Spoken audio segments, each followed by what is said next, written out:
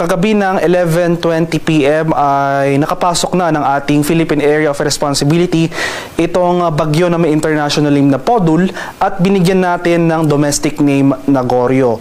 So latest location natin para kay Goryo kaninang alas 4 ng umaga, nasa layo ito ng 1,305 km silangan ng extreme northern Luzon. Isa pa rin itong severe tropical storm na may taglay na lakas ng hangin na malapit sa gitna no umaabot ng 110 km per hour at pagbugso no umaabot ng 135 km per hour.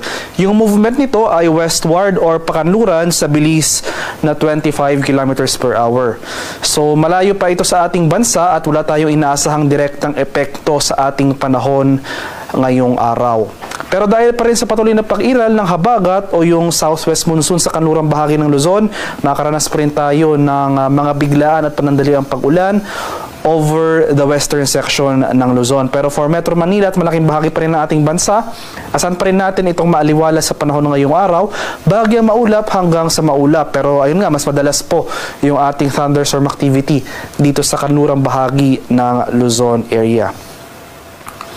At ito naman ang ating latest track and intensity forecast para kay Bagyong Goryo.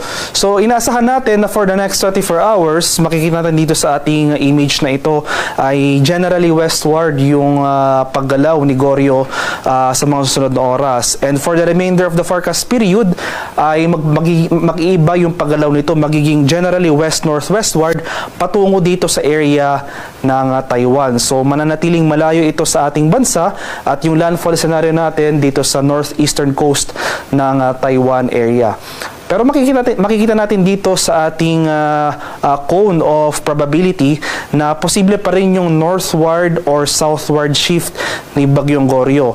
So kahit mananatiling malayo itong si Goryo sa ating kalupaan, kung magkaroon tayo ng significant track changes, for example, yung southward shift ng track ni Goryo, hindi natin inaalis yung posibilidad na magtaas tayo ng tropical cyclone wind signal number 1 over some portions of extreme northern Luzon. So possible portions of Batanes or Babuyan Islands area.